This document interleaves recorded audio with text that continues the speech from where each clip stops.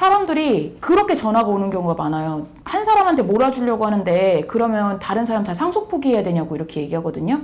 근데 그건 아니야.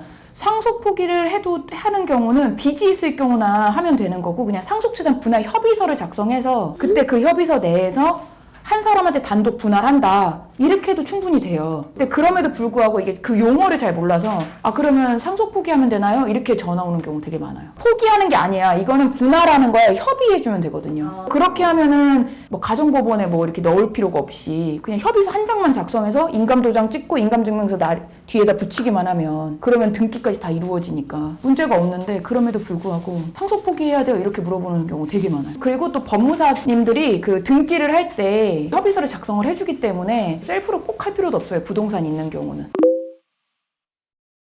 며느리랑 한마디로 시부모님, 그리고 장인어른 장모님이랑 그 남편 이렇게 붙을 때 이 소송이, 그러니까 서로가 힘들죠. 서로가. 그런 경우 있거든요. 그러면 그때 이제 상속인이 어떻게 되냐 하면은 자녀가 없으니까 1순위 상속인 없잖아요. 그럼 2순위로 내려가죠. 2순위 부모님이란 말이에요. 그럼 부모님이랑 동승인인 배우자 이렇게가 상속인이에요.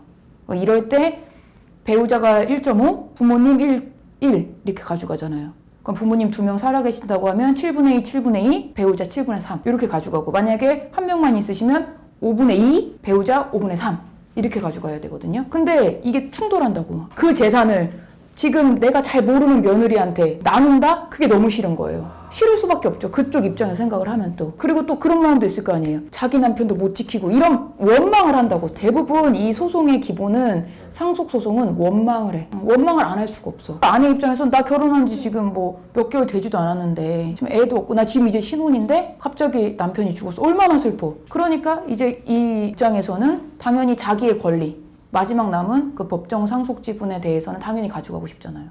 그럼 이 두 개의 권리가, 두 개의 감정이 싸우는 거예요. 충돌하는 거예요. 그런 경우는 이게 소송을 해도 이쪽 마음도 이해가 되고 저쪽 마음도 이해가 되잖아요. 그러니까 그때가 조금 좀 이렇게 조정을 하거나 이럴 때도 조금 그래. 마음이 좀 안 좋아요. 우리는 우리의 권리를 주장해야 되니까, 예를 들어 제가 만약에 시부모님들의 입장이다 이러면 너 지금까지 한 일이 뭐 있냐, 뭐 혼수는 해봤냐 이러면서 우리는 막 비난할 수밖에 없단 말이에요. 그게 이제 상속재산 분할 심판에서 중요한 부분이 아니라도 할 수밖에 없어요. 왜냐면 우리는 어떻게든 우리가 얼마나 잘했는지, 우리가 자녀를 위해서 얼마나 많은 재산을 형성하는 데 기여했는지를 얘기하다 보니까 너는 한 거 없어 라는 걸 좀 깎아내릴 수밖에 없어요. 그러지 않아야 되지만 하다 보면 어쩔 수 없어. 근데 또 며느리 입장에서 얘기를 할 때는 부모님이 뭐 그 재산 해줬다는 보장이 어디 있어요? 막 이런다고요. 우리가 그렇게 주장을 한다고요. 왜냐면 현금으로 사고 막 옛날에는 막 수표 지급하고 이런 경우 있잖아요. 근데 그게 다 조회가 되진 않으니까. 그럼 그때 며느리 쪽에서는 이거 부모님이 사줬다는 증거가 어디 있어요?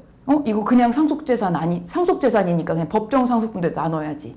뭐 이렇게 주장을 해줘야 되잖아요. 그러면 시부모님 입장은 또 마음이 무너지고, 며느리 입장도 막말로 과부된 것도 서러워 죽겠는데 이런 상황이 벌어지는, 그게 너무 안타깝죠. 근데 이제 우리는 변호사니까 의뢰인의 이익을 위해서 일하는 거잖아요. 그러니까 이제 그 나의 감정을 드러내진 않지. 뭐 이렇게 시부모님 입장한다고 해서 며느님을 이해하세요 이러기는 쉽지가 않아요. 왜냐면 그 마음도 너무 아플 거 아니까. 그 며느님 쪽을 우리가 한다고 해도 시부모님들도 얼마나 지금 애를 갑자기 잃었는데 얼마나 힘들겠냐, 꼭 너 법정 상속분대로 가져야 되냐 이렇게 말할 수는 없는 거예요. 그러니까 소송을 대부분은 이제 시부모님 쪽에서 겪는 경우가 많죠. 왜냐면은 며느리는 가만히만 있어도 법정 상속분대로는 분할이 되니까, 법정 상속분을 넘어서 분할을 받고 싶은 사람이 소송을 할 수밖에 없거든. 그래서 그런 경우가 좀 제일 안타까운.